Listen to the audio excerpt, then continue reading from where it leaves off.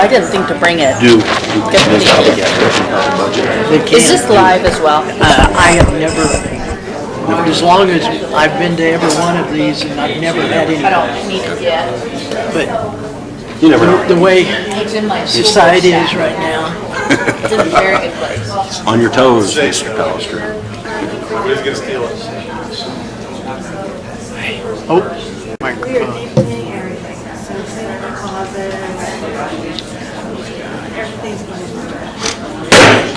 I'd like to call to order the Hayes USD 49 School Board meeting for Monday, August 22nd, 2022. We have a quorum of board members here. Board Member Brooks will not be able to attend tonight. We welcome all of our guests, as well as I want to thank all the board members for coming tonight. At this point, do I have a motion to approve the agenda? So moved. Second? I have a motion and a second to approve the agenda, which includes 2 budget hearings tonight, one on the revenue neutral rate hearing and one on the budget hearing for 2022-23 for the district budget. Open up for any discussion. Are we having an executive session? Right now, there is not a plan for an executive session unless there's one needed as the Okay. meeting goes. I hear no discussion. All in favor of approving the agenda, say yes. Yes. Yes. Yes. All opposed, no. 6-0, Jess.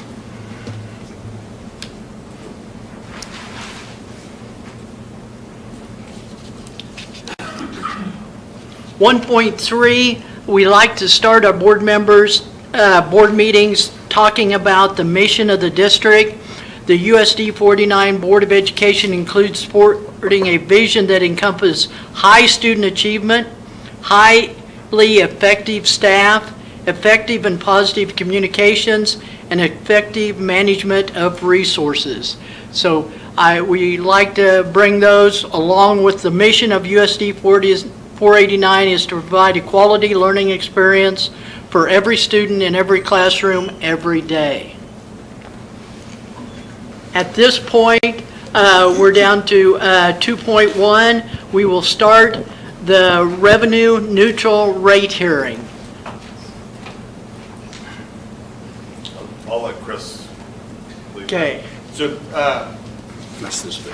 as we've gone through, we talked about it before, yeah, in your budget packet, and for anybody present, there's some budget notebooks over there too, if you'd like one.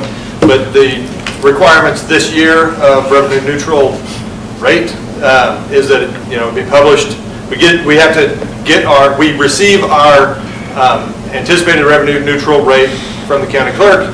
We notify the county clerk that we would intend to exceed revenue neutral rate. And as just kind of a reminder of what that is, basically the revenue neutral rate is saying if you're going to levy more money than you did last year, and so if revenue is going to go up, then you need to notice, and then the county publishes, and this was the first year everybody would have gotten a mailing from the county with what the revenue neutral rate would be, and then what the proposed revenue, or what the proposed mill levies actually are. So as we know, since county evaluation went up, the 20 mills that is state legislated, that's the 20 mills that goes straight to Topeka, and then comes back to us in the form of state aid and the per student weightings.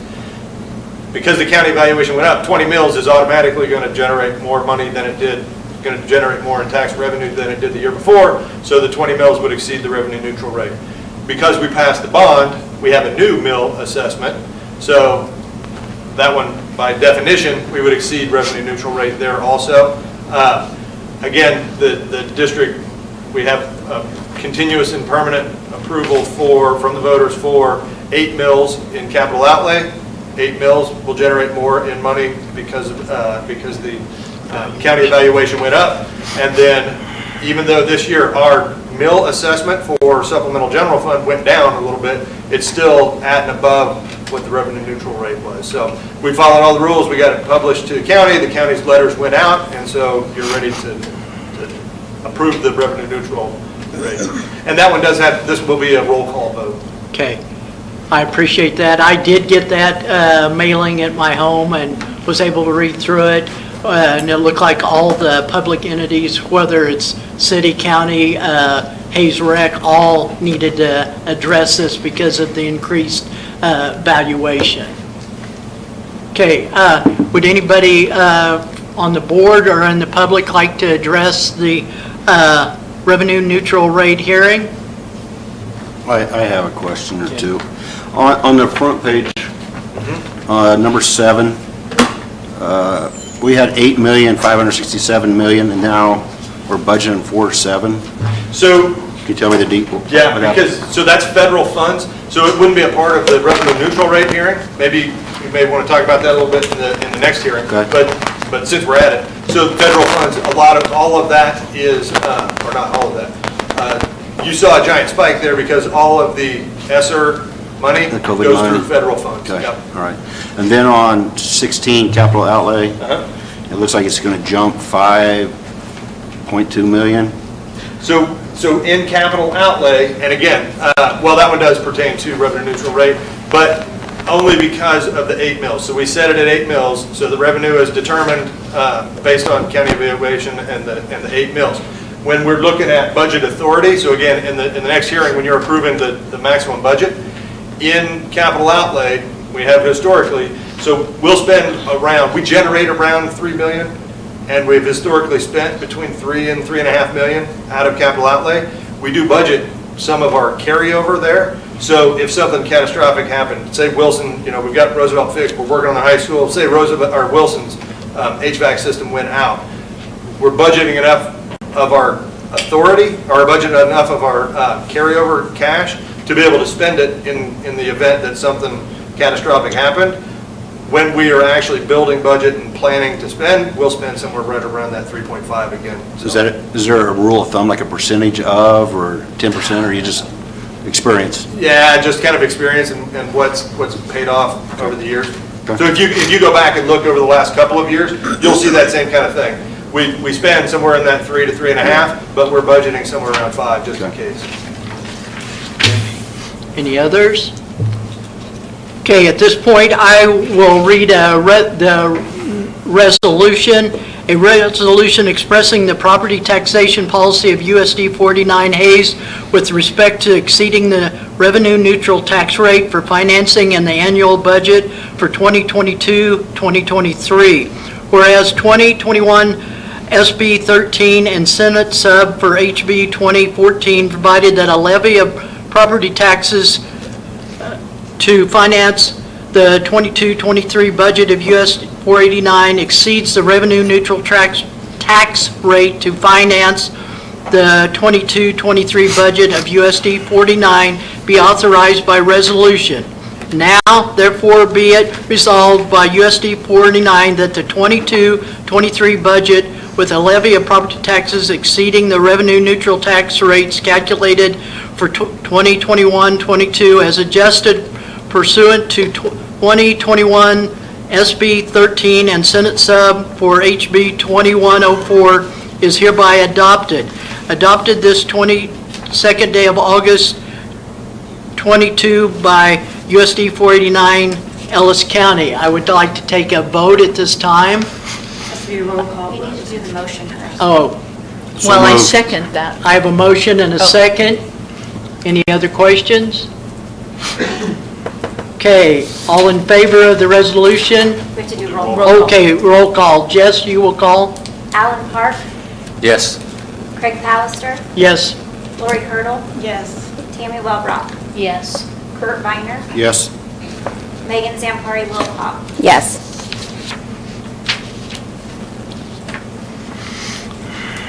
Okay, 6-0. Approval. Okay, now we will move on to the budget hearing for approval of the 2022-2023 district budget. So, yeah, with that, I would just had a couple of really good questions. That Code 99, that goes, same thing, we have a timeline that we have to meet, so we publish it in the paper. We've met all of those timelines. The what we're publishing and what we're approving is the maximum that we can spend out of any fund and setting the mill rates accordingly. And as Mr. Viner had pointed out, there's a couple of cases, like especially in capital outlay, where we may budget more authority than we will probably spend. But again, it gives us the authority in case something catastrophic would happen. So based on all that, we've met all the timelines. And so I think you'd be ready to Okay. any questions or comments from the And public. the notice of the budget hearing was published in the Hayes Daily News on July 31st, 2022. The district needs assessment and state assessment review were provided and evaluated on August 5th, 2022. The needs assessment was used to develop the district budget. Okay. Do we need a motion? Do I have a motion to approve? So moved. Do I have a second? I'll second. I have a motion and a second to approve. Now I will open it up for discussion by the board or by the public. Anybody on the board or the public want to address the board on the budget? Chris, can you explain the administration support? Like on the pie chart, it's at 25% of the total. Now, I was looking at this is general fund expenditures, and the difference between that and total expenditures, what's the difference in that? So when you're looking, and within, the budget is published online, and again, there's notebooks here, so there's several different pieces to that. The tail end, about 100 pages of it, is the actual forms and the codes and the budget that goes in. The front end, about 50 pages, is some different summary documents, so like budget at a glance and some different charts and graphs that kind of break down expenditures. So when you're talking specifically, as you go through that, they'll slice it up different ways, and I think what you're looking at there is general fund expenditures would just be our code 6, what is our general fund, whereas total expenditures would take into account all funds. And so when they're breaking it out, things like instruction, well, as we spend money throughout the year and as we budget for expenditures here at the beginning of the year, there's an accounting coding system. So basically anything that's going to be instructional, classroom, basically that's in the classroom. And then you've got instructional support. So that might be like librarians and counselors and some of the things that go into that. And then you've got educational support, which might be professional development, things like that. There's also a code that would be administrative expense. So some of that might be, principal salaries, central office salaries, principal secretary salaries. Depending on the graph that you're looking at, it could include things like heating and air and transportation and things like that. So depending on which graph you're looking at, it's going to break it out a little bit differently. But specifically, general fund would just be our general fund, where all of our money comes into general fund, and then we have certain amounts that we have to transfer, and then certain amounts that we choose to transfer out. So at-risk funds get transferred, or so we receive in general fund X amount of dollars for, based on at-risk weightings. That money gets transferred then to Fund 13, which is our at-risk fund, and has to be spent on at-risk services at that point. So when we look at all funds, it's just that. It's looking at, say, instructional expenses across all of our different funds. And as you explained to me, this budget hearing is for the max that we could possibly spend. Exactly. Yeah. And then there's possibility of some adjustments that is finalized in October. Yes. On the SO 66. Right. Yeah. So great point. So as we develop the budget, we are making a lot of assumptions and a lot of educated guesses, but they're guesses. How many students are we going to have enrolled and show in person on the 20th? How many kids are we going to have that qualify for free lunches? How many kids are we going to have that live outside of 2.5 miles and ride the bus? So there's a whole bunch of assumptions that go in.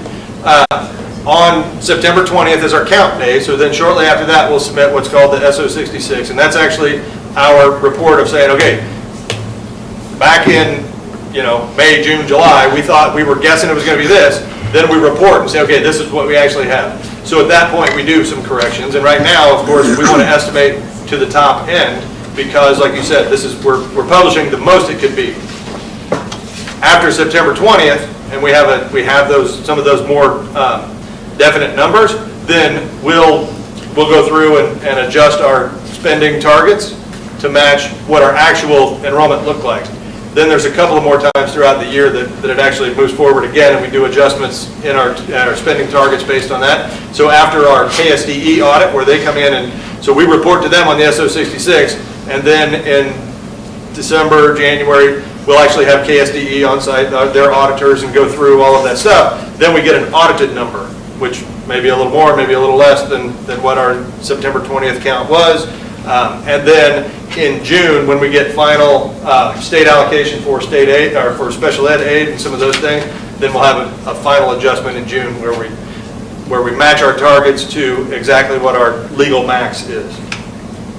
The new software programs that we purchased, is that included in the administrative support? Yes, that would be, yeah, anything that goes towards district administration, so our payroll software, our, all of that ERP type operational thing is included in administrative. When we were talking about that, it was suggested that we would probably see a dip or a lower amount of personnel because the software, have we seen that or realized that yet? Yeah, we actually eliminated, we spent last year basically down 2 FTE in the employee services department. Now we did add back one of those because we saw some areas where we thought we could grow. But yeah, it has increased pretty significantly our efficiency, I would say, in the employee services side, so HR and payroll. But we really haven't seen it in our line item per se? I mean, that's pretty much... Well, it would have shown up in salary and benefits in that code, so 25, so central admin salaries would have gone down because we were down a couple of folks in that department. I know we've added several teachers to our instructional, and so that would be reflected in that. Has there been a large increase in, or not a large increase, but a slight increase in administration? In administration, I think 2 years ago we added one administrative position, but over the last couple of years it's been certified staff, certified in support. So it'd be some of that, again, in your graphs, the ones that say, when it says instruction, that would be like your certified teacher. So that's your first grade teacher or your high school math teacher. That's that setting.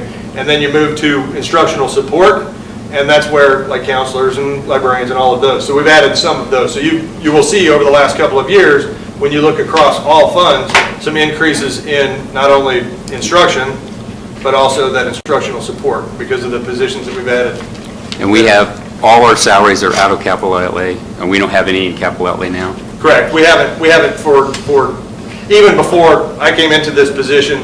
I think for a couple of years there hadn't actually been any salary expenditures for building like custodial and maintenance. So capital outlay is specifically for capital, right? It is acceptable though to take salaries for custodian and maintenance staff out of capital outlay. I think it had been a board initiative for several years, and I know just going back, as I've worked through budget for at least 2 years before I came, so now we're coming up on 4 years, right?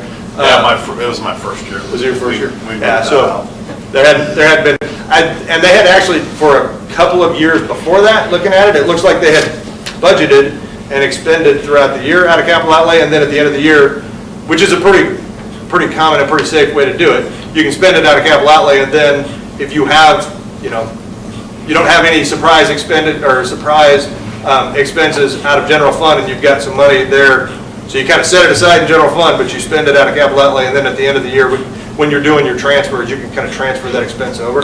So I think it's been, Mr. Wilson said, maybe at least 4 years. How many maintenance salaries are in administration? Do we have some? There would be 2. The director, and then there's a coordinator. Oh, I have the a question. administrative staff? I'm just curious as far as on pages 11 through Tammy, are you in this book? 18, 19, no, I got it. I mean, But is it this, are we in this one? I believe it's through 11 through page 24. And just so you know, in your notebook, if you look to the very top middle, there's its own set of numbers because all of these things are many, many documents stitched together. So, yeah, when you're talking page number, you're looking very top middle. Yeah. That's what I got, okay. Okay, yeah, which is true here. Yes. So there's just some blacked items that have been blacked out for 22, 23. And I was wondering if you could speak to why they're blacked out? Sure. I mean, the short answer is the program is written that way. So it's KSDE's budget program. It's written that way because in those funds, you don't actually publish a budget amount. You spend what you receive, or in the case of like special reserve, you can only spend money with special board approval. So in all those other funds, if there's a number, it's a budget authority cap for us. The ones that don't have anything. Like zero being anything? Right. Or NA? If there's zero or NA, then it's a fund that we don't actually use. Okay. So there's other funds out there that we just don't utilize within our district. Okay. Yeah. And when I say utilize, remember, all of our revenue comes into general fund, and then we decide to transfer it out to different funds. We can spend out of general fund, or in some cases, we might transfer to another. So it's not like we're leaving any money on the table or anything like that. It's just we don't transfer over to that fund specifically. We might spend in that area out of general fund. Okay, other questions from the board? Yeah, I'm hoping to get some broad understanding of the special ed issue, right? We know that there's money set aside, right? We have it set aside in the budget, but we're not getting as much as we would like. Is that the case? And how are we accommodating that? So I'll start with talking about how it works at the district level, and then I'll let Kyle talk about how the revenue is actually generated. So all of the special ed funding, because we're the host district for the special ed co-op, all of our special ed aid comes to the district. We move it to our special ed fund, which is 30, and then from there, the co-op has a fund inside our 78, so code 78. So state aid comes to the district, we put it in our special ed fund, then we pay our district assessment, and we forward the state aid on to 78. From there, I'll let Kyle talk about how that cap is at, or that dollar amount is actually arrived at. Okay, so special ed funding comes from three sources. One is federal. Federal is supposed to be funded at about 40%. That's what their goal was when they first established IDEA, the law that funds special education and sets all the parameters for that. That's currently funded at our state level about 18%. Locally, it's about 15%, and it accounts for about 1.3 million of our $8.6 million budget. So that federal comes there. Everything that we spend above federal is what we call excess cost, and so 92% of that excess cost is supposed to be, by law, by state statute, is supposed to be funded by the state legislature through recommendations from the governor and the state board of education. The state is currently funded at, the state portion of that is currently funded at 70.8% instead of 92%. For us, or as a state, that's 155 million below 92%. For us, that's about 1.5 million. So that 1.5 million, if we were getting that money from the state, that 1.5 million is how much extra our districts are paying into the cooperative to keep it afloat. And they're doing that through their their district assessments, as well as the carryover, how much of carryover we're using out of that fund. And so categorical aid, which is what they call the state special ed aid, it comes in the form of students that receive a high level of service. There's a certain amount that's reimbursed for that. There's special education transportation, which is funded at a certain point. There's another thing called Medicaid cost replacement, which is just a set amount that's always the same every year, and then, or at least at the state level. And then then we get reimbursed by how many staff we have. A teacher has 1 FTE, and then a para, we get reimbursed at 40% of an FTE. And they calculate that, so it's a big pot of money. They take out those first 3 chunks, then they divide the rest of it by how many staff are FTE are available or have been hired across the state. So if the state hires a bunch of people, then that number that we get per person is less. So, and then everything else after the federal and the state, our local districts have to provide out of their general fund. So this year, it's $1.5 million shortfall that we are financing ourselves. Correct. And that's just our district into the co-op, that's not the whole co-op? Yeah, our district is 1.2. As a co-op, As a co-op, it's 1.5. Correct. Okay. So all the schools from the co-op make that difference up through their general fund. Right, yeah. So the rest of them are coming up with .3 million?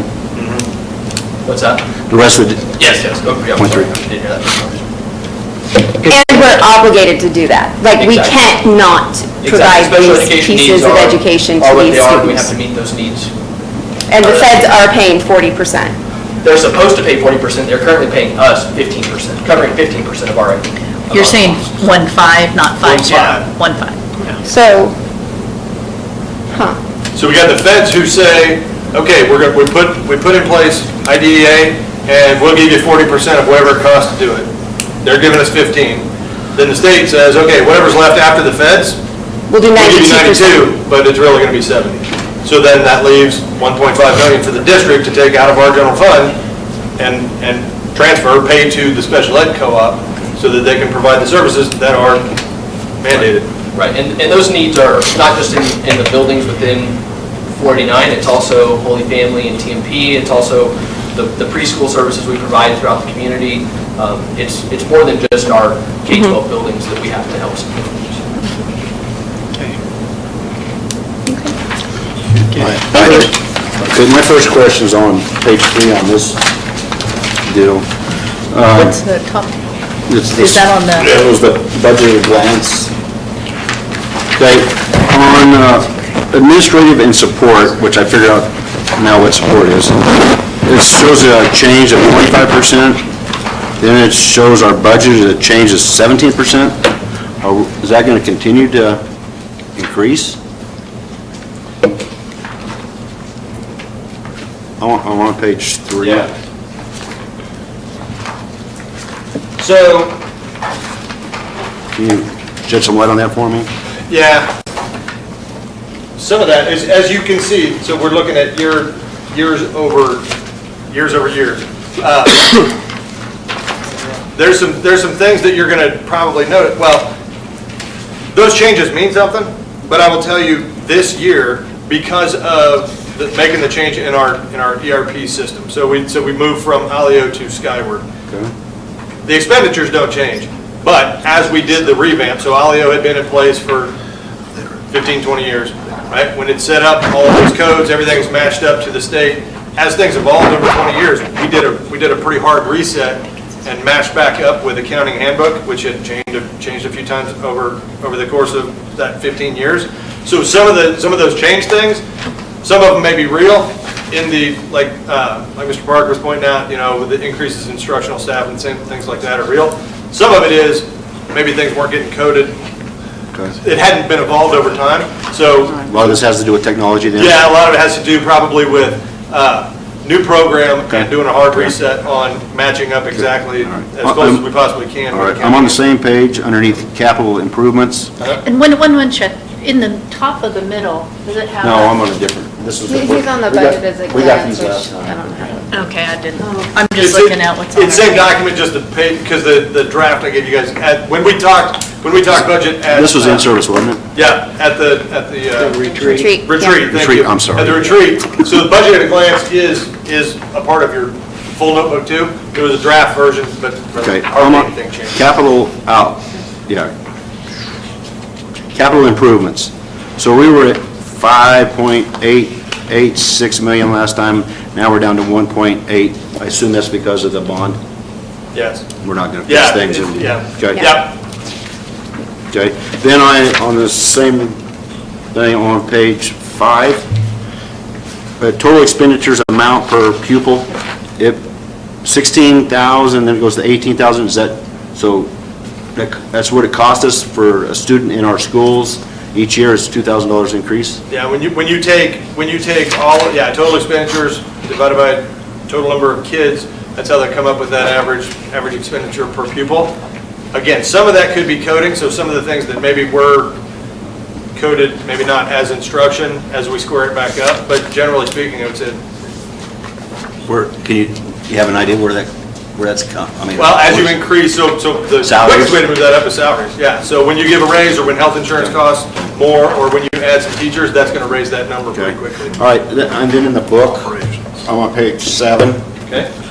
The student support and instructional support, we have a decrease of 96% and a decrease of 82%. Is there, Some of that, a lot of that is the difference between, again, that instructional support it's a separate set of coding. And what we found is we were redoing some of our accounting.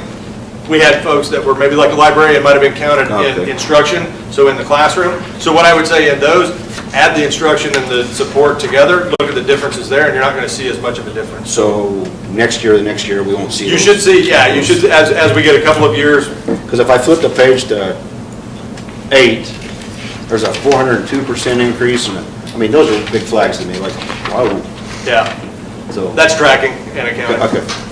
Again, if you look at the total expenditures in those bigger buckets, you're going to see that the totals don't change. Within those, we accounted for them a little differently. Okay, other questions? We've had excellent questions from the board. I just want to, Lori, do you have any questions? No, I've been listening to everybody else, and my questions have been answered. Okay, I just wanted to make sure that everyone on the board has an opportunity. Also, again, public, if anyone wants to question or clarify anything in the budget, I want to just say, Chris, 164 pages of budget. It has been nice to be able to come to you, learn over the board meetings, where this continues during every meeting as we go. I know there's a lot of people in the background that helps with this also. Could you kind of recognize, I know Renee Booth, different people? Absolutely. So yeah, first off, Renee and Carla and Debbie in the accounting office, especially Renee, as we go through and the hours that we spent getting squared up and implementing new software so that you will be able to have better long-term planning and looks at it.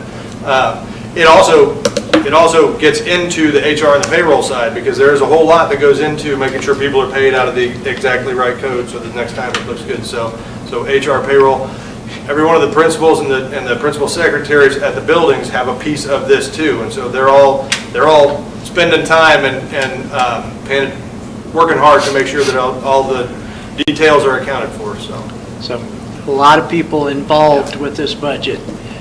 Okay. Yeah, it's very significant and extensive.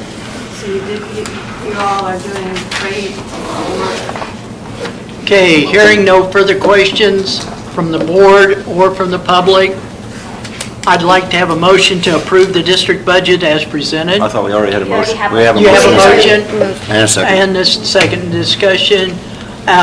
All in favor of the district budget for 22-23, approved by saying yes? Yes. Yes. All opposed, vote no. Okay, budget is approved, 6-0.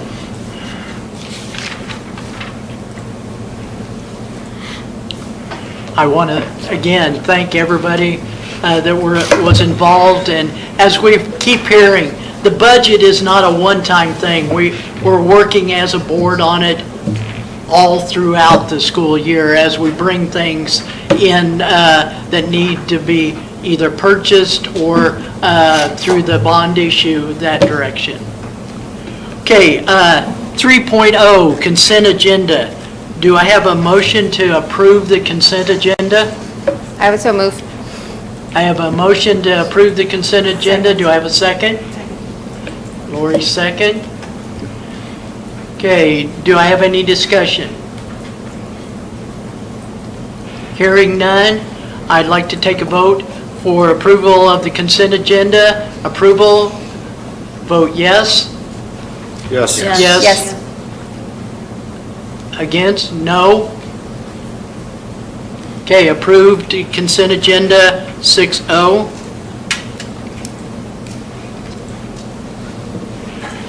Ron, 4.1, USD 49 Achievement of Excellence Recognition. Okay, we have a celebrity in our audience, and we are just fortunate we can get on her schedule to recognize her this evening. Kelly Ackerman was recently named the 2022 Kansas Special Education Professional of the Year. I'm Kyle, I believe, is going to... I want to walk up here, so she has to walk up with me. I know she didn't bring her hardware with her, I wish she would have. Just stood here and hold on. Yeah, exactly. So, first of all, I want to, of course, recognize Kelly. this I person. sound like mine. Sorry. First of all, I want to recognize Kelly for all of the hard work, the tremendous support that she provides for our students, our paraeducators, as well as the other staff members there at Hayes High. She's just been a great leader there for a long time, just great work for in everything she touches. I also want to recognize, or want to point out, the support that we had for this nomination was great. Almost every single person that we reached out to, or every person we reached out to, but almost everybody in the building had words of encouragement, words of positivity, whether it was parents or teachers, administrators, about how deserving Kelly was for this award. I was happy to be able to sneak her to Wichita, get her to come to Wichita, and still keeping this kind of a surprise until she heard her name being announced. And so Kelly just does excellent work, so proud of everything that she does. Do you have anything you want to say? I just want to say that, thank you, and I don't completely trust Kyle anymore. And things he says. But, you know, we don't do it alone. I work with a great tribe in the building, in the district, and that helps so much, but I do really appreciate the award.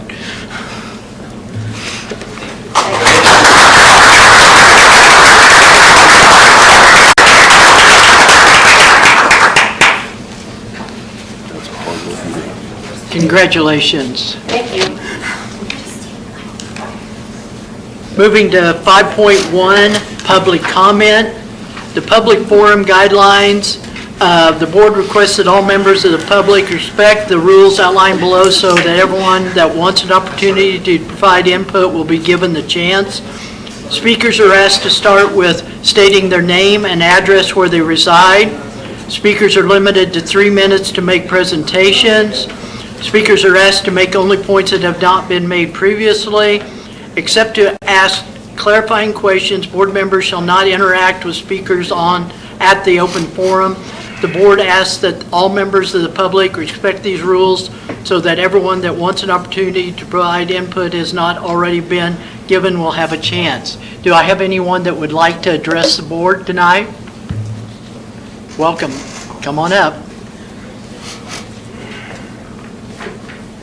Good evening. Kathy Hopkins, 1714 Eisenhower here in Hayes. I actually am speaking because I wanted to thank the board for the fact that these meetings are recorded, that when you guys come together in the Kansas Open Meetings Act, you're not only doing it publicly, but you're recording it so those who can't be here can definitely see it later.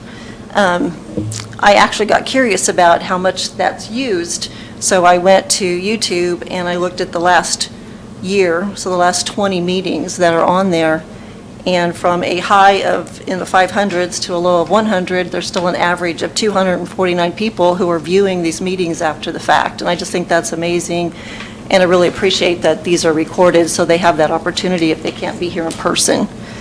I do want to encourage that moving forward, that even when there are special meetings or even retreats, especially when board action is going to happen, that those could be recorded as well, because those are even more difficult for people to get to.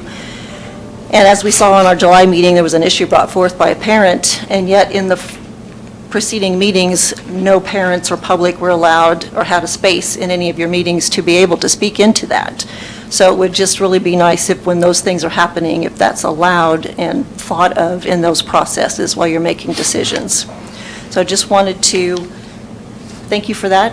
Appreciate your time. Thank you. Thank you for your comments. Anybody else want to address the board? Come up, please.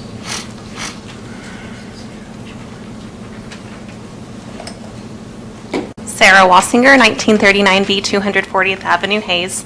I'm here as the Chamber President and just wanted to take an opportunity to wish everybody here a wonderful school year and say thank you for the hard work that you'll be doing throughout the year, as well as just say that we are having our 34th Annual Education Appreciation Event that'll be August 30th at Rose Garden Banquet Hall and Catering. It'll be from 5 to 7 p.m. We'll be treating the educators to a meal that evening courtesy of our sponsors, and it's just a great event to say thank you for what they'll be doing, as well as introduce some new staff. So just wanted to make sure in case folks hadn't heard that opportunity, we'll be RSVPing for some extra spaces to make sure we don't run out of food. So Thank you. Any others that would like to address the board? Seeing none, I will go ahead and move to 6.1, Superintendent's Report. Okay, super. Yeah, we're off and running. Day number 4 today. And so just want to give the board a little quick update on enrollment. Hayes High is, like we have anticipated, is packed to the gills. There are 964 students is what we're looking at today. Now, all these numbers are very tentative. Please understand, there's going to be so much movement, up and down as we continue to get to September 20th. Hayes Middle is 725. I look back a year ago, and they're exactly the same number. So what you have to understand is we had a big 8th grade class move up to the high school with a small senior class leaving. That's why the high school is seeing about probably 60, 70 more students than they had last year. But we also had a big 5th grade class move into the middle school. So that's why you're seeing the middle school numbers at about the same. We have seen a little bit of a drop in our elementaries. We anticipated that, but Lincoln has 198, Bluffton 386, Roosevelt 383, and Wilson 382. I look back at our numbers a year ago at this meeting that I reported. We're right within about 4 students of where we were last year. So, and like I said, we'll have a ton of movement going both directions for the next 20 or so days. It's just surprising. So I think we're in good shape as far as numbers. We always like to at least be one more than we were last year because it gives us 2 years of secure, knowing that we're going to have consistent funding. So bond update, just a quick update that back in August, or seems like it was back in August. I guess it's still August, but man, we spent 2 days in August 11th and 12th. We spent a lot of time with department heads on both those days at Hayes High. It was a programming meeting, meaning what we're just trying to dial in is what are the needs are as space. It's not really getting into details. It's just trying to figure out exactly what we're going to need. That was pretty intense, but it was a good meeting, good 2 days. Was definitely tired after those 2 days. We also had a great meeting with a partnership meeting with Naffolds and DLR and our district administration, and it was a great time to sit down and just talk about how this partnership is going to be going forward for the next several years and the things that are important to all of us in making this a good partnership. And so we found that really beneficial. And so we're continuing to have meetings coming up, and we'll continue to update you as we get more progress. COVID update, I think we still have to consider COVID as still a part of our world, but the guidelines that we ended last year are the same guidelines that we're starting the school year with. Very simply, students and staff who do have a positive test may return to school after 5 days. On days 6 through 10, we're asking them to wear a mask. And this just, you know, it's what we did last year. It seemed to work out fairly well. Of course, if a student doesn't wear a mask, we just would ask them to return after day 10. So that's similar policy to last year. Now, I can't remember, I'm trying to remember, but is family members needing to stay home as well, or are they? No. No, okay, thank you. None of that. Okay. No contact tracing or anything of that. Okay, like thank we you. did in the first part. Also, just wanted to make the board aware that on October 12th, Hayes High School will not be having school. We will be hosting the FFA Greenhand Conference. We're anticipating over 500 students will come to that conference. This is due to Amelia Yeager, who was elected the FFA District President. And once you are elected the FFA District President, your school hosts the event. So we will be calling off school only for the high school that day. So that's a big honor for Amelia It's a and huge Hayes honor. High. It's a huge honor, and we're proud to be able to host that event. And Mrs. Winters. Yeah, and Mrs. Winters. There should be some high school students that thank Miss Amelia Yeager, maybe? Probably she might be able to win homecoming queen on that. We talked about this at the board retreat. Thought I'd give you a quick update. Right now on that ECF funding that we are hoping to gain some dollars to help us pay for those iPads that we did purchase. There's been a huge request for those dollars, and we're just they put us into bands, and like I included in the notes, we're in the 75% band. So we're still a ways down the line. We're hopeful that within the next couple of weeks, we will hear some. The thing is, we're still able to apply those to helping pay off those iPads once those funds do come through. So hopefully that will happen. Well, there was also a request, I believe during the retreat, to talk a little bit about policy review cost. This information comes from KSB. They have 3 options there for policy and reviewing policies. $6,500 for the policy light, $3,000 plus another $3,000, so about $6,000 for the policy plus. The difference there is that I think is important is on policy plus, we would have to shift to a different board platform in terms of, it's called board books, it's not board docs. So that would require us to probably get out of contract with board docs, and then policy premier is $6,000. It's a little more, but you get a little more service with that. So just wanted to bring that to the board's attention. Any questions before I conclude with my last? I got a couple.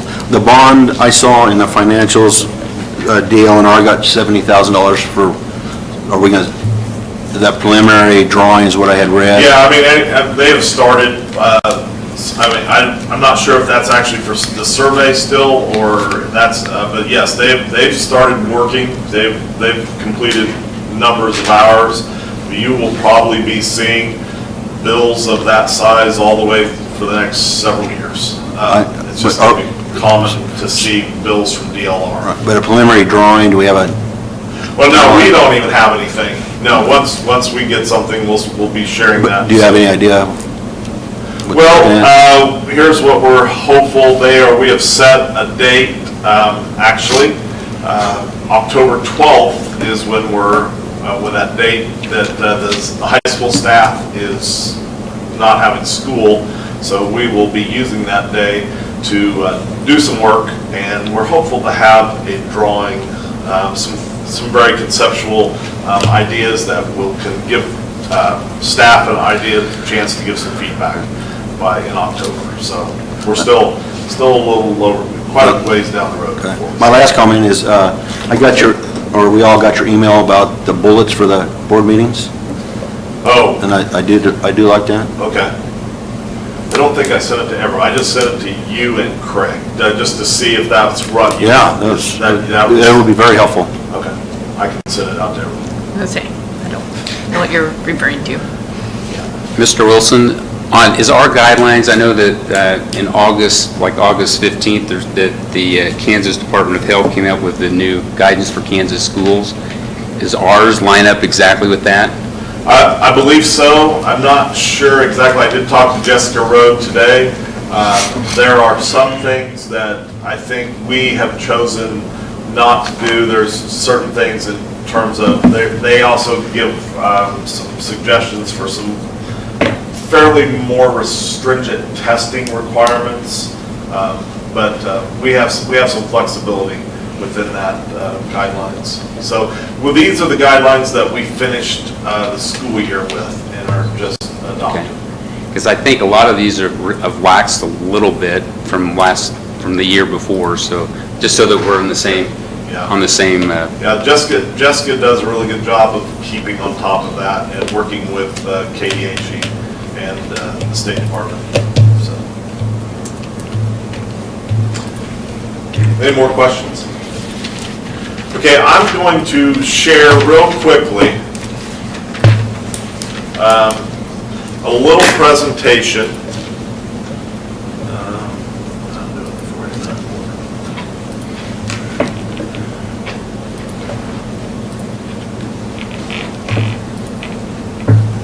Okay, this is a presentation that I did for staff. Now, in consideration of the board's time and the meeting time, I am giving you a condensed version, also in consideration of Shanna, because we did a little tour of all the schools. This will be the 13th time that Shanna has heard this little presentation.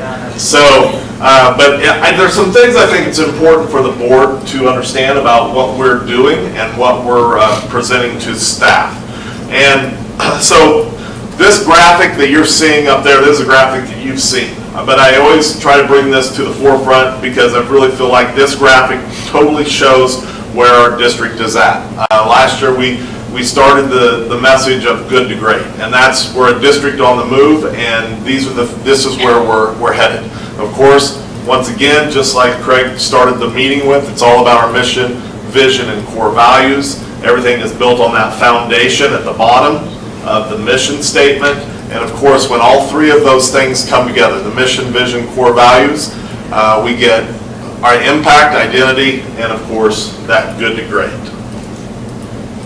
I wanted to share, it's going to do it to me. Technology,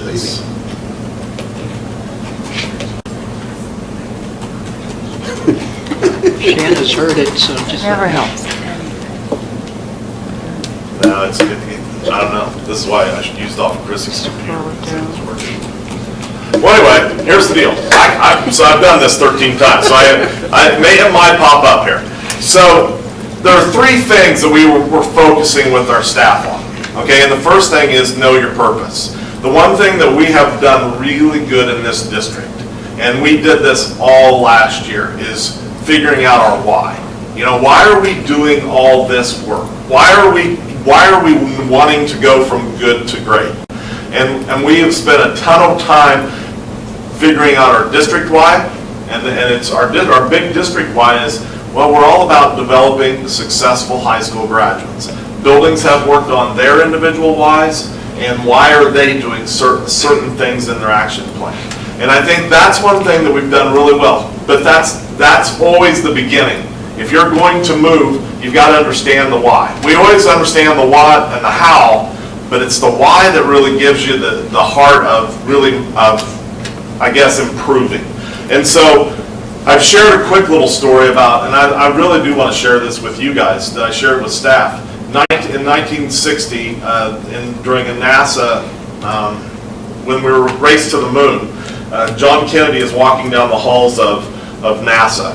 Meets a gentleman who has a NASA shirt on, and he has a NASA uniform, and so President Kennedy greets him and says, well, what do you do for NASA? And the gentleman says, well, I'm helping to put a man on the moon. What a great response. what a great understanding of knowing your purpose. But the best part of the story is that gentleman, he was a custodian for NASA. And the message there, as I talked to bus drivers, cooks, everyone, aides, secretaries throughout the last week in our district, is it's everyone understanding what our purpose is to develop successful high school graduates, and everyone is a part of this. So knowing, there you go, why don't you hook up? Yeah. Shannon's got that. Maybe if you could. Oh, you think that'll work? Yeah, I think.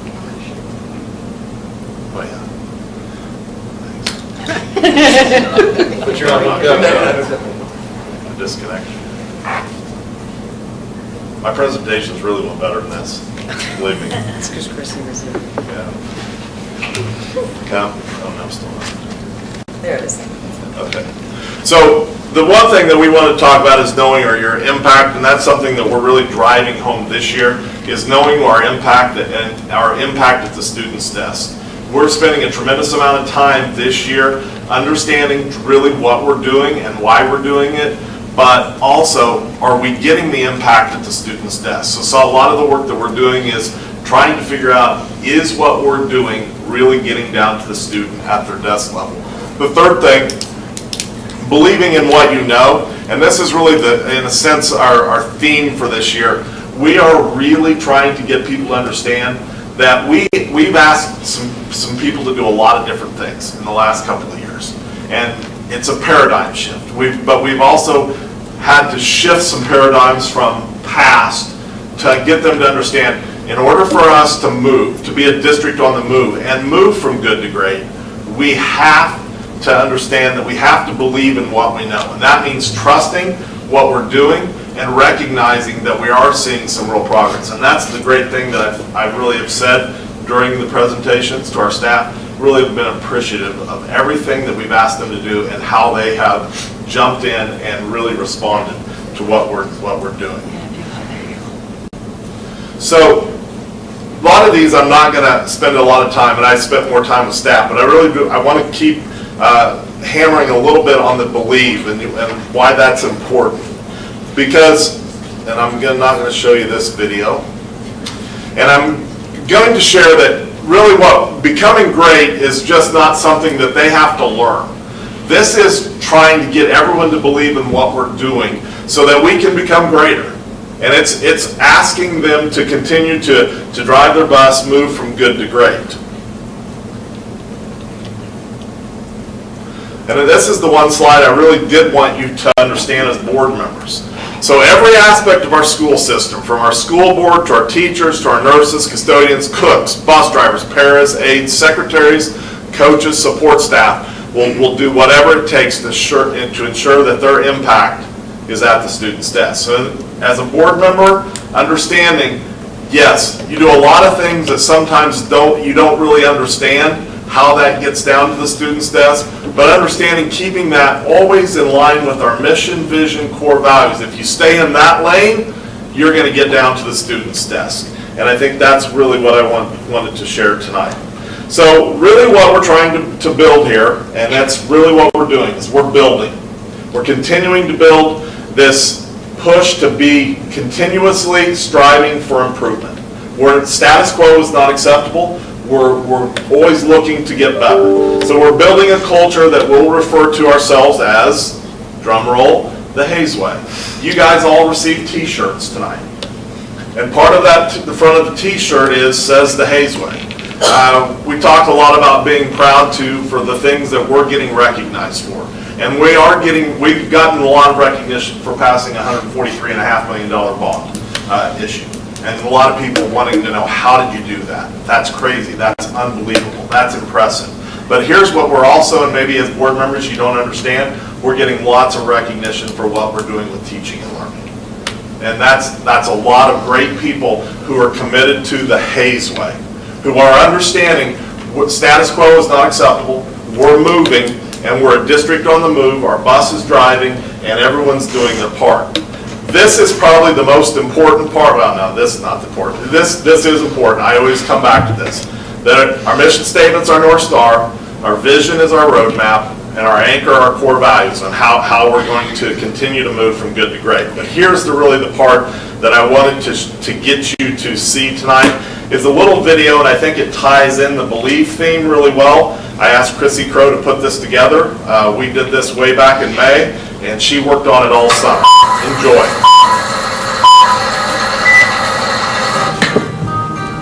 I will fight for you. I always knew until my heart is black and blue. I will stay. I will stay with you. I'll leave and believe. We'll make it to the other side, like lovers do. I'll reach my hands out in the dark and do you believe in my ability? Will you give me a chance? Do you believe in my potential? Do you believe I can make a difference? Will you help me achieve my goals? Will you help me grow up? Do you believe in me?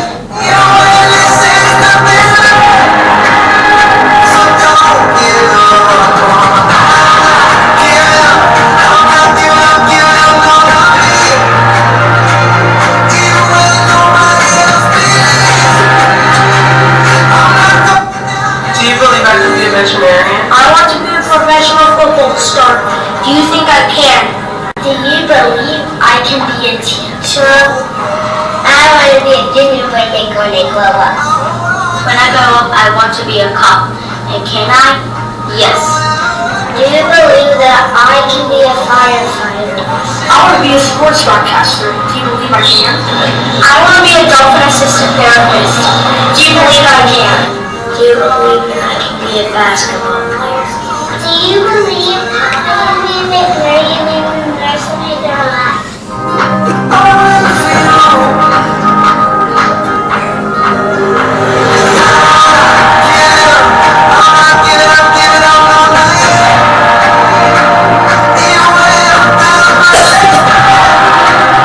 Do you believe I can make a difference in the world? You will be grow up? Do you believe in my potential? Will you help me to reach my goals? Don't give up on me.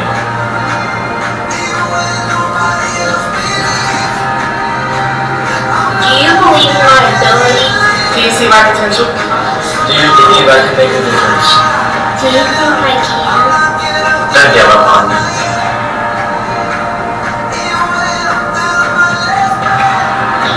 Do you see my potential? You can certainly grow up. Do you believe I can achieve more? Do you believe I have a possibility? Don't give up on me.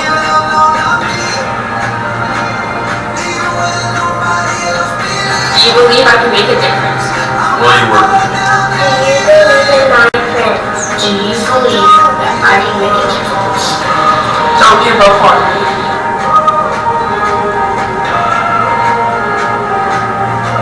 Do you believe in me? Do you believe in me? Do you believe in me? Do you believe in me? Do you believe in me? Do you believe in me? I will fight for you. So, how I've been ending this, isn't that awesome? That kind of tugs at your heart, and it kind of brings it back into focus of what we're about. Yeah, and I've been ending it with the staff is, I believe that if we all believe together in the same mission and the same vision, the same core values, our district is going to continue this path from good to great. We're doing great things in Hayes 489. Something we can be, as board members, you guys can be very proud because of the work that you can do. Sometimes there's distractions, sometimes there's disruptions, people trying to get us off our focus. But I think it's a message that with the Hayes way is always going to win out because we understand what we're doing and recognize that we are doing it the right way and trust that we are doing it the right way. I think is the important message. So there you go. That's a condensed version of what was shared with staff. So thought it was worth sharing with the board this evening. Wow, that's a motivator. Yeah, for sure is. Thank you. Moving on to action discussion items. 7.1, Rural Housing Incentive District. Doug Williams, maybe Klingon Yeah. from Crow Hayes. Yeah, Doug, I've asked Doug to come tonight to talk to the board about what's going on with the Rural Housing Initiative District. He'll fill you in. Okay. Well, I'm Doug Williams. I'm the Executive Director of Grow Hayes. Ron, I didn't know he was going to make me cry when I saw my grandson. So, thank you for having me tonight. Give me a few minutes to talk with you. It's always a pleasure to come and see you all. You may be aware that on July 28th, the City of Hayes City Commission approved a rural housing incentive district for a 36-unit apartment complex at 4th and 4th Street that Michael Graham is going to be building. This is the third RHID we've done in Hayes. The first one, of course, was the housing development east of the Technical College. The second was the St. Joseph School renovation, which has recently started. I should have mentioned the housing development east of the Technical College. All 36 lots in Phase 1 have been sold. There are 12 residents out there, and there's 17 homes under construction, and another 9 will be started here any day now. So lots and lots going on. Just to refresh your memories, the way an RHID works, it allows a developer to recoup the tax increment that is created by their development until such time as they've recovered some of their development costs. So as an example, the development east of the Technical College, it was sitting there as a green wheat field, generating about $100 a year in property taxes. When it's fully developed, it will be generating about $150,000 a year in property taxes. Of that, the developer will get all but 21.5 mils of that recouped to them until they get their costs for streets, sewer, water, electric, gas, those type of things. 20 mils still goes to the state for education. That's what comes back to the district in other manners. And 1.5 goes to the state to fund their operations. So the City of Hayes approved that on July 28th. That started a 30-day veto period. The good news is you don't have to take any action. It will continue onward unless you take an action to veto that. I can tell you that it provides desperately needed housing to our community. All of these projects have. This probably is not the last time I'll stand before you with one of these projects. At least I certainly hope it is not, because they're important to us. We have a real housing problem, a shortage. As a result, our supply and demand's a little bit out of kilter, and costs go up. So these projects are needed. It allows development where it wouldn't actually happen otherwise. And I think the important note here, so many times people see an incentive and their perception is you're taking existing tax dollars and you're giving it to somebody that's developing something, and that's just not the way it works. These are tax dollars that are created because of what they did, and it just allows them to get the increment over and above what was being collected in that project beforehand. So I'll answer any questions or any other thoughts that you have on this subject. You know, I've talked to Ron, and from other people I talked to, it goes right back to where we were with the bond issue. We need to grow Hayes. We're growing the schools. We're growing the community. Being able to get more housing will get us more students into our schools. So that's what's been so exciting, is having the whole city, whole district, everybody working together on the same focus of let's grow Hayes and do the good things that we need to do. And housing, that's been a need for years and years. It's kind of a baseline for everything else. Until you have that, you don't get anything else. What time frame are you thinking on this, for this development? He is hoping to start sometime this fall if he can beat the winter. Otherwise, it would be in the spring. He's not 100% sure, but we kind of pushed it through. It's about a 4 or 5 month process to get this thing through the statutory requirements, and then through the city, and the Secretary of the Department of Commerce has to sign off on it. You have to have a housing study and that type of thing. And so it will be official, I guess, the end of this month, and then he theoretically could start, but I'm not sure he's going to be able to get started until spring, but he hopes to. Well, I'm sorry. I was just Is gonna it related? wrap up. I obviously am only one person on this. Certainly believe very strongly in the efforts of what you're doing, and the focus on housing is so crucial. And so I am tickled to hear and wish you the best on this project. Sorry. So, you're right about, absolutely agree with both fellow members here, but I am concerned about some price points. Do you have any idea of where these new developments this new development will land in the price He's building range? 1 and 2 bedroom units. Mm-hmm. He built a project at 7th and Oak, if you're familiar with it. It's a 3-story building with 18 one-bedroom units in it. He takes kind of a unique perspective. He has put solar energy on the roof, and so he rents the units with everything paid.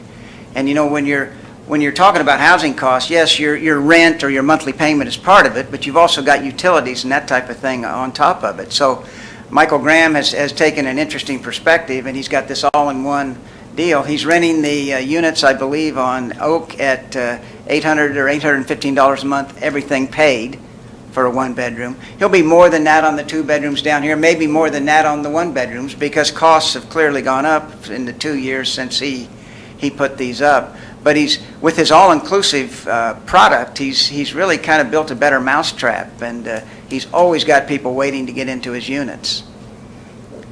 You mentioned price point, and I'll just make a comment about that. The only way we're ever going to get price points in better position in this community is to have enough things go around. to choose from. Yeah, Right. we've got to have more inventory. We recently did a housing study, the city of Hayes did, and it reflects probably a 300 to 400 unit shortage of what we have. And to maintain a 1% growth in this community, which is something we'd like to do, we need to be building about 88 homes or apartments per year, and we're averaging about 40. So Yeah. even this year, where we think we've done a lot, we're still not even close to 88. So we're not close to making the number of additions that we need to be making. We've really got to step up our game in this, and these are some of the ways we'll do it. But this RHID also allows the developer to not pass along some of the rates. I mean, that does keep some of the price point a little more fair, That's exactly right. The winner in an RHID is the renter or the homeowner, because in the case of the property by NCK, they don't have special assessments. Any other new addition has traditionally had special assessments. So these people save $175 to $200 a month that they would be paying otherwise. We've also put a lid on what they can sell the homes for in that particular addition at $225,000, and that's not very easy to do given the environment we're in. We're able to do that because the developer, which is Heart of America Development, is a not-for-profit, and they're willing to sell the lots to the builders for $10,000 each, which is about $20,000 less than they would sell for if they were just on the open market. So there's lots of pieces to this puzzle, but they all add up with more affordable housing, regardless of what you consider as affordable. We can argue that all evening, but the reality is it's more affordable than it would be otherwise. Doug, you said there were 1 and 2 bedroom units. How many units did you say? 36. 36. And we have the downtown revitalization project for that area down there where this is at. Yes. And when you drive through there now, you see a lot of the older housing units up for sale. Is that something that we're looking at, or how to I think that's a reflection of people trying to maximize profit in this tight market. One of the things we haven't had in this community is many houses get knocked down and put something new up. And one of the reasons is they can rent it out. So long as it can be rented at a good price, there's no motivation to do a change of use. And so I think what you're seeing is some profit-taking going on because the market is tight and they have the ability to sell those properties at pretty good prices. Thank you. The only other thing I'll mention, if you're all invited to our quarterly luncheon, which will be on September 6th. The topic is this housing study that I mentioned, and we'll be going over that. Assistant City Manager will be talking about some of the components of it, and then I'll be talking a little bit about some of the programs we've got going. We ask anybody to come, we just ask you to RSVP so we know how many meals to plan for.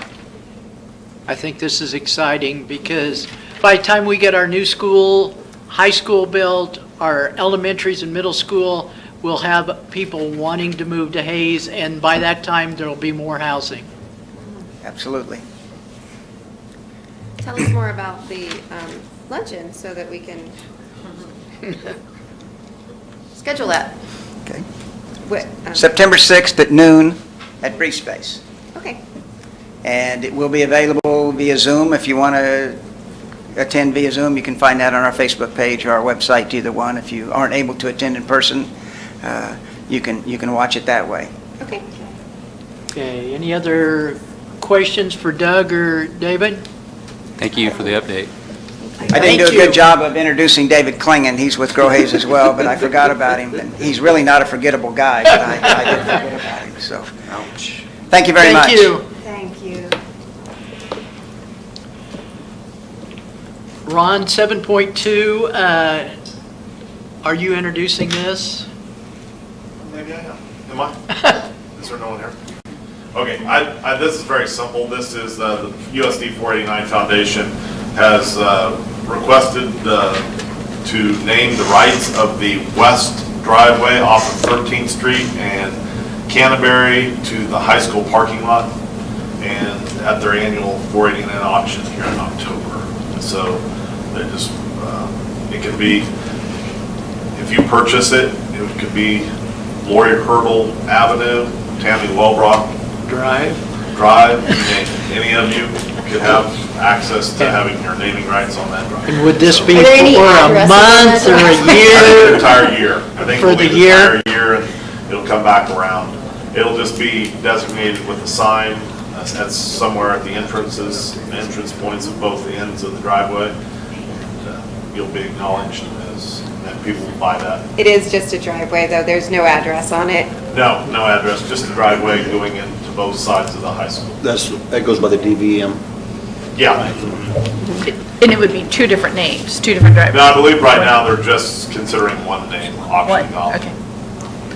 Mr. President, I move that we allow the foundation to auction off that drive. Okay, do I have a second? Second. Discussion? I'd like to ask a question. Of course, I'm always in favor of finding creative ways to find new monies, and this is a great one.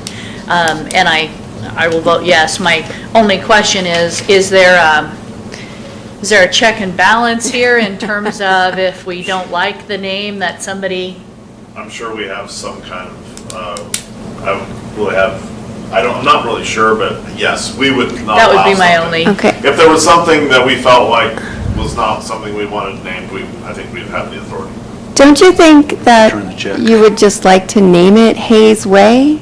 Well, I think let's do it. Let's name it. I think we might have to buy it, though. That's yeah. Okay, I have a motion and a second to okay the foundation move forward on the naming of the street. All in favor, vote yes. Yes. Yes. All opposed, vote no. 6-0. October 29th is the auction date as well. We do have that. Okay, 7.3, educational sales tax agreement resolution with the city of Hayes and Hayes USD 489. Yeah, this is just very similar. I visited with the board a little bit about this previous. This is just a resolution for that mutual contract that's between the city and the school district for the use of the sales tax funds that will be being collected on October 1. And basically, from our standpoint, it just says that we can only use the funds once we receive them to pay off our general obligation bonds. And that's really from our side, that's the big part. There's some other things for the city. They're probably a little bit different and more important. Bill's reviewed the contract. He's signed off.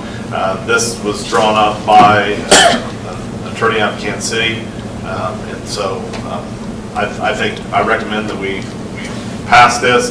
The city will not be taking any action until the end of September, but we're just the first step to get this approved, and then once the city gets it approved here in September, starting October 1, everything's in place. Okay, I make a motion to approve the resolution for a mutual contract relating to the use of the city's educational sales tax revenues to assist the USD 489 in the repayment of the district's general obligation bonds.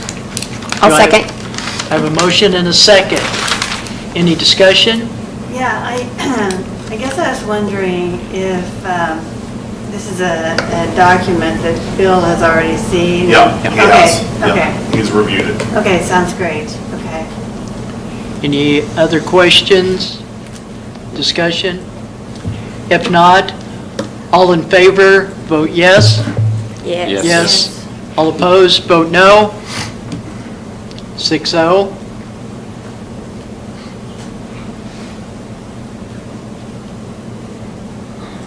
Seven point 4, KASB recommended policy revisions. This will be the first read.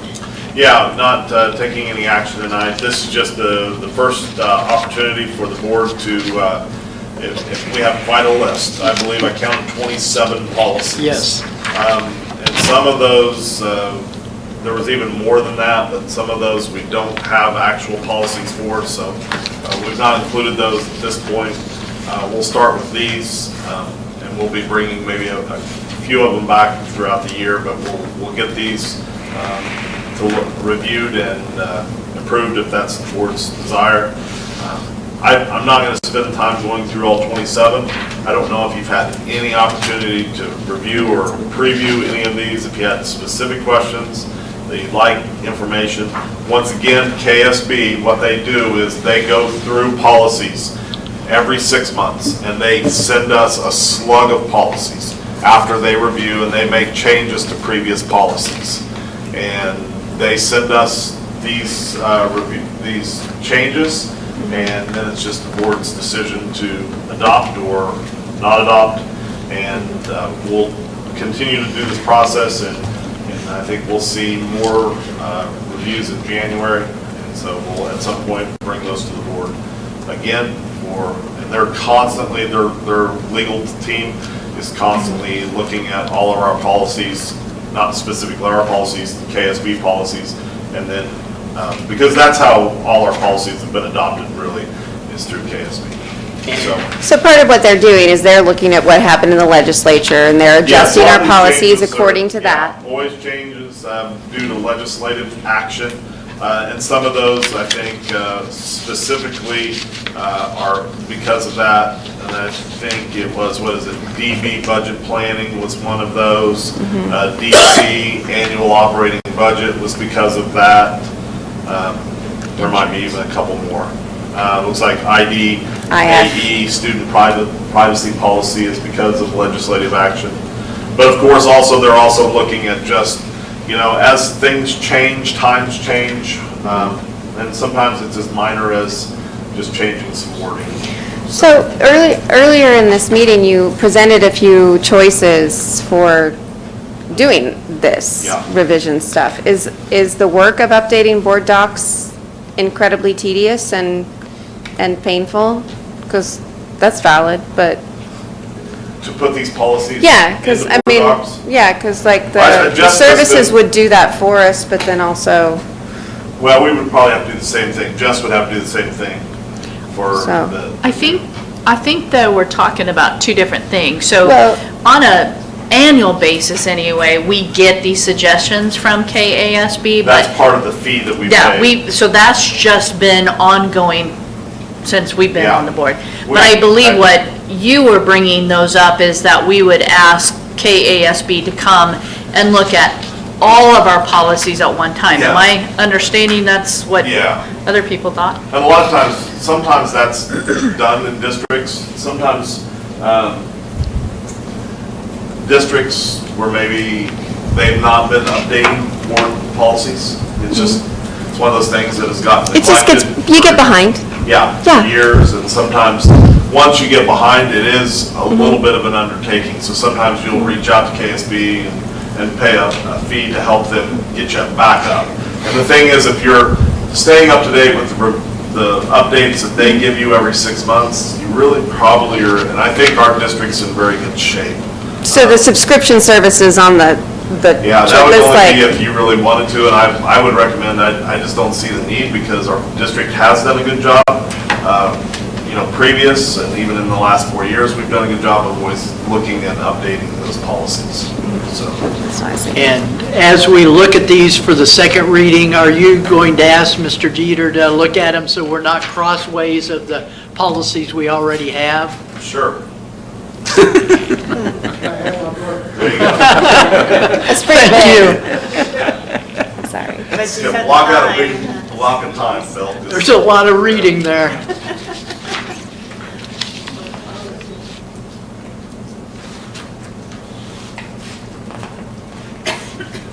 Okay. I'll just take any specific questions, or we can have, you guys can have discussions on any of these. Like I said, it'd take us forever just to dig into all of these tonight. Yeah, I think if we come back on the second reading, if we have questions. Yeah, no, I we just want it. appreciate if you do have some questions, try to get those to us prior so we can, if there are questions that we need to do some work, we can have that previous. That would be helpful. But as a reminder, these were all vetted. I mean, I think it's a great idea for Bill to look how it corresponds with our policies, but these were vetted by the KASB lawyers before we even get them, so Yeah, and what you have, if you click on it, I'm sure you've clicked, you see the change. Jess has already embedded the new policy Yeah. in red or struck out what would be removed. So she spent a considerable amount of time already getting them, so you can really understand what would be gone, what would be added, and what would remain exactly the same. So it's pretty self-explanatory. Okay, moving on, 7.5, classified handbook changes, first read. Yeah, I'm gonna let Chris talk a little bit about, he's handling those classified handbooks. Over the last couple of years, we've had some more significant changes really in the classified handbook where we added things like paid holiday and some longevity bonus, things like that. This year, there's really just two very menial changes. You'll find them both in red. It's really just clarifying, I can't even remember what it is now, but Page it's 6, clarifying. page 6 and page 10. Yeah, just clarifying, basically clarifying the language a little bit to match the policy that we're already doing. Yeah. So, no other changes to propose, so I wanted to get it to you for first look, and we can approve it next month. Okay, any questions on that? Okay, Ron, no executive session. I think we've asked that. Before I ask for a motion for adjournment, I've heard a lot of good comments from teachers, parents, kids about the start of school. Everybody's pumped about the start of school. I know there's a lot of parent meetings going on. There's a lot of practices going on. It seems like it's one of those, we're back in school. Hopefully, we don't have the interference from COVID, different things. There's just a lot of excitement, and I just want to thank everybody. Where you hit, talking about I'm going to forget somebody, bus drivers, custodians, paras, aides, teachers, administrators, everybody has to be digging in to get the excitement right now, coaches on that. So a lot of people are excited about the school year.